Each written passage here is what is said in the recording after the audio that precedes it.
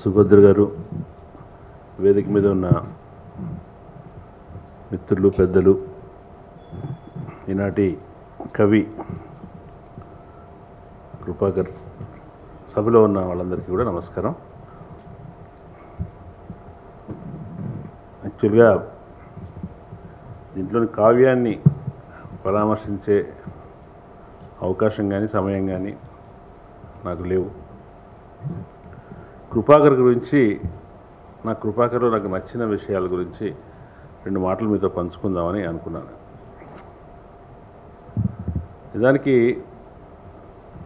నిచ్చెన మెట్ల సమాజం అంటాం కదా, నిచ్చెన మెట్ల సమాజాన్ని పోలిక దాంట్లో ఉండే విశేషం అందరికీ తెలిసిందే.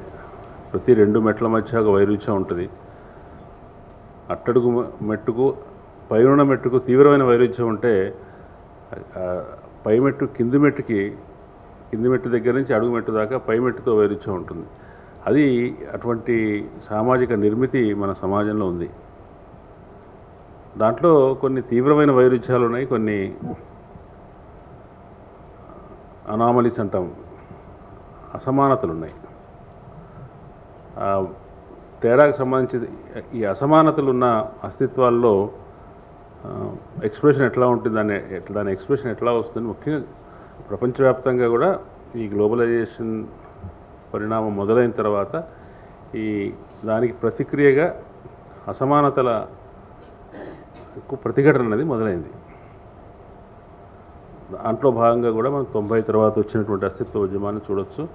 తెలంగాణ, ఆంధ్ర మధ్య ఉండే అనామలీస్ని ఎట్లా ఎక్స్ప్రెస్ చేశారో, అంతకుముందు నిజానికి మాదిగల మధ్య, లేదంటే ఇంతకాలం ఉన్న రిజర్వేషన్ ప్రయోజనాలను అధికంగా పొందుతున్న వాళ్ళు, పొందలేకపోతున్న వాళ్ళ మధ్య ఉన్నటువంటి వైరుధ్యాన్ని, అది వైరుధ్యం అని మామూలుగా టెక్నికల్గా అనకూడదు, కానీ ఆ అసమానత, అవకాశాన్ని పొందలేకపోవటం అనేటువంటి ఆ పరిస్థితిని ఎట్లా వ్యక్తం చేయాలి అనేది చాలా జటిలమైన విషయం.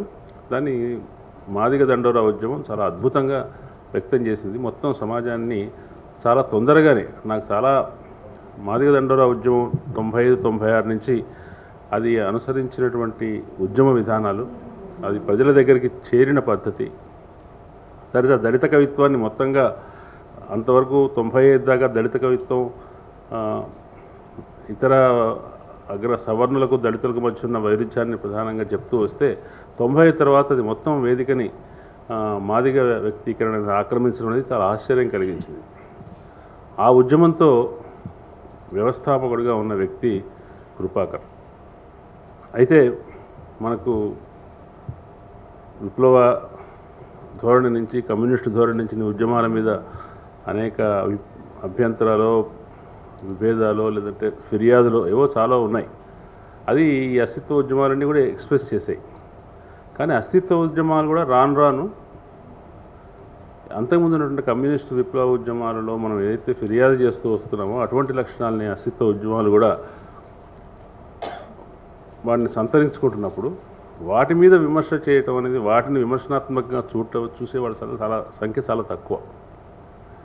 కృపాకర్ నాకు నచ్చింది. కృపాకర్ అన్ని అస్తిత్వ ఉద్యమాన్ని, మాదిగ దండోరా ఉద్యమాన్ని యొక్క గమనాన్ని కూడా ఆయన విమర్శనాత్మకంగా చూశారు. ఆయన విమర్శనాత్మకం చూడటమే కాదు, దాన్ని వ్యక్తీకరించాడు కూడా. అట్లాగే అస్తిత్వ ఉద్యమాలకు ఉండేటువంటి అస్తిత్వ ఉద్యమాలని చాలా గాఢంగా తీసుకున్న వాళ్ళలో ఉండే ఒక లక్షణం ఏంటంటే, అది రాను వాళ్ళు ఆ ఒక్క అస్తిత్వాన్ని చుట్టూ చాలా ఇంటెన్స్గా దాంతో మమేకం అవుతారు. కృపాకర్ ఏమి తక్కువ ఇంటెన్సివ్ పర్సన్ ఏమి కాదు. దీంట్లో ఈ పోయం మొత్తంగా ఆయన వ్యక్తిత్వాన్ని చెప్పే పోయమని నేను అనుకుంటాను.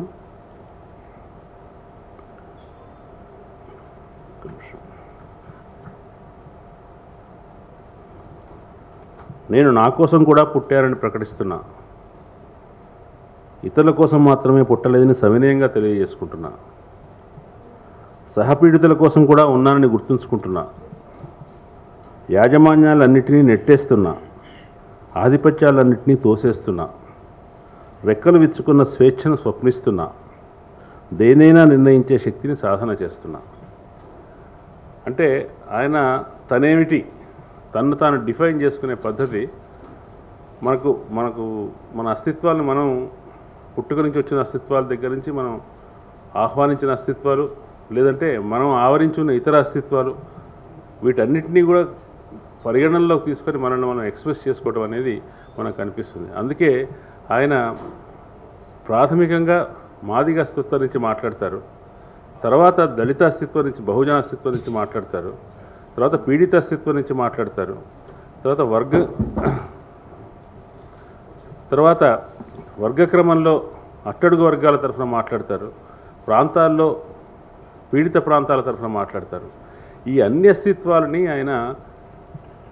ఆయనకి ఏది ప్రధానమని తెలుసు, ఆ ప్రధానంగా దేని ప్రధానంగా మాట్లాడాలో దాని గురించి ప్రధానంగా మాట్లాడుతూనే వీటన్నిటినీ తన అవగాహనలో భాగం అని మనకు చెప్తారు. చెప్పడం వల్ల ఆయన చూసిన దృక్పథం ఒక సమగ్రతను సంతరించుకుందని నేను అనుకుంటున్నాను. అంటే ఒక మాదిగ వాదము లేదంటే ఒక బహుజన వాదము ఒక ప్రాపంచిక దృక్పథంగా మారితే ఎట్లా ఉంటుంది? ఒక బహుజనవాదం ఇజ్రాయెల్ యుద్ధం మీద ఏం అభిప్రాయపడుతుంది? ఒక మాదిగ వాదము ఉక్రెయిన్ మీద రష్యా దాడి మీద ఎటువంటి వైఖరి తీసుకుంటుంది అనే వాటికి సమాధానాలు వెతికితే కృపాకర్ దగ్గర ఆ సమాధానాలు ఉంటాయి. అన్ని అస్తిత్వోద్యమాల దగ్గర ఆ సమాధానాలు ఉన్నాయని నేను అనుకోను. వాళ్ళకి ఒక్కోసారి వాళ్ళ తాత్కాలికమైన వ్యూహాలు ప్రధానంగా ఉంటాయి. మన భారతదేశంలో ఏది ప్రమాదం అనుకుంటున్నామో ఏదో చాలా పెద్ద ప్రమాదం అని ఇందాక మన ఈశ్వర్ గారు కూడా చెప్పారు. ఆ పెద్ద ప్రమాదం అనుకుంటున్న దాంతో మన ఉద్యమ ప్రయోజనాల కోసం కలిసి నడవడానికి కూడా సంకోచించని ఉద్యమాలు ఉన్నాయి. ఇప్పుడు వాళ్ళ ఒక మాదిగ ఉద్యమాన్ని అనట్లేదు, దళిత ఉద్యమాన్ని అనట్లేదు, భారతదేశంలో బహుజన ఉద్యమం మొత్తంగా కూడా ఇప్పుడు మతత్వానికి లోబడిపోయే ప్రమాదంలో ఉన్నాం. ఆ సమయంలో మనకు కావాల్సింది ఏంటంటే మన అస్తిత్వం నుంచి మనం ఎట్లా చూస్తున్నామో ఒక పీడనను కానీ దోపిడీని కానీ దానికి సంబంధించిన పరిష్కారాన్ని కానీ దానిని మొత్తంగా విస్తరించగలిగి ఒక సమగ్ర దృక్పథంగా ఎట్లా చేయగలుగుతాము అనేది ఆలోచిస్తే ఆ దృక్పథం కృపాకర్ దగ్గర ఉందని నాకు అనిపించింది. అది చాలా చాలా పాజిటివ్ అండ్ చాలా విలువైనటువంటి దృక్పథం. అది దీంట్లో ఆయన నిజానికి చాలా సున్నితమైన విషయాలు, మాదిగల మధ్య ఉండే వైరుధ్యాల గురించి మాట్లాడటం అనేది చాలా సున్నితమైన విషయం. బయట వాళ్ళు మాట్లాడటం ఇంకా సున్నితమైన విషయం. దాంట్లో ఉన్న వైరుధ్యం ఎటువంటిది, ఇంత వైరుధ్యం మాట లూజ్గా వాడుతాను, దాంట్లో ఉండే ఆ సంబంధం ఎటువంటిది అన్నప్పుడు ఇందాక రత్నాకర్ గారు చెప్పిన యూదా ముద్దు అనేది అది అనామలీస్ని ఎక్స్ప్రెస్ చేయడానికి అనామలీస్ని ఎక్స్ప్రెస్ చేయడానికి అంతకు మించిన ఎక్స్ప్రెషన్ పోయం నేను చూడలేదు. దానికి ఆంధ్ర తెలంగాణ మధ్య కూడా ఉన్నది ఒక రకంగా తెలుగు వాళ్ళు అనే ఒక సమానమైన ప్లాట్ఫామ్ మీద ఇద్దరు సమానంగా లేనప్పుడు ఆ అసమానత గురించి మనం ప్రశ్నించాం. ఆ అసమానతను వ్యక్తం చేసే పోయిమ్స్ చాలా వచ్చినాయి, కానీ ఇటువంటి ఎక్స్ప్రెషన్ యూదా ముద్దులో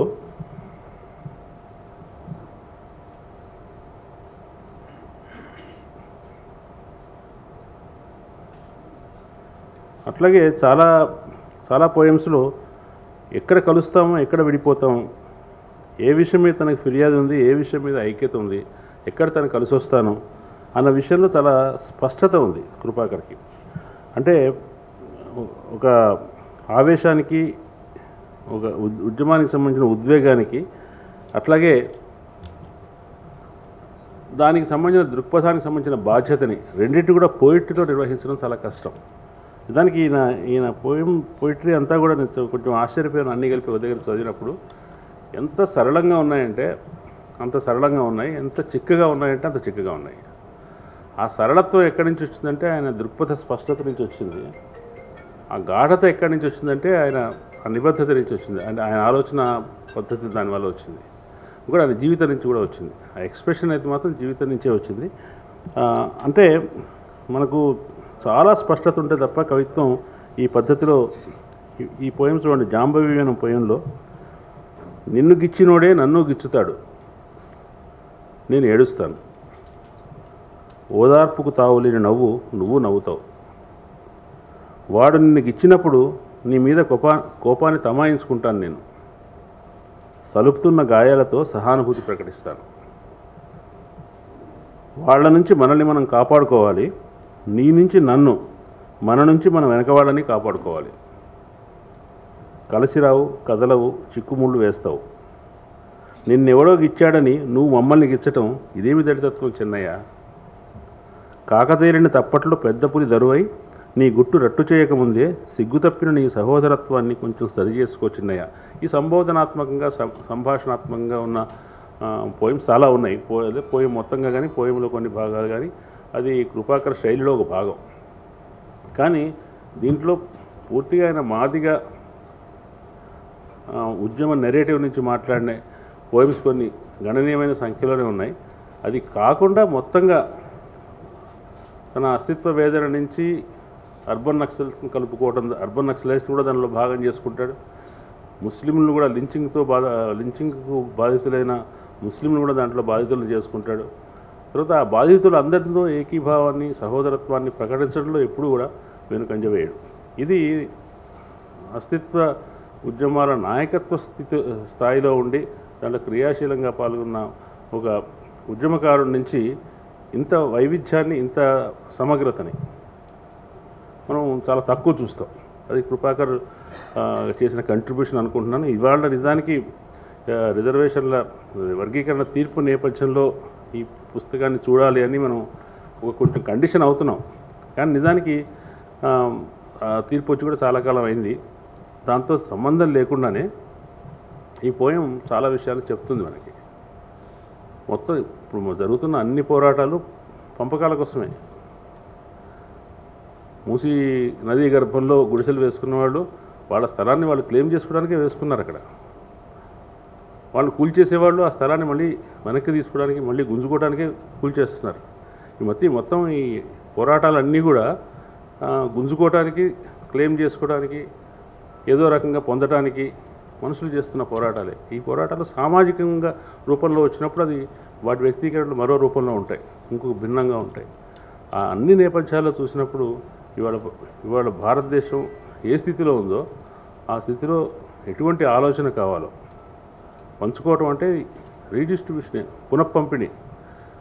మొత్తం మానవ సమాజం యొక్క వనరులని, మన సంపదని, మన జ్ఞానాన్ని, మనం చూస్తున్నటువంటి మొత్తం ఏదైతే భోగభాగ్యాలు అంటున్నామో వాటన్నిటికి సంబంధించిన వాటిని సహేతుకమైన పునఃపంపిణీ కోసం మనుషులు ప్రయత్నిస్తారు.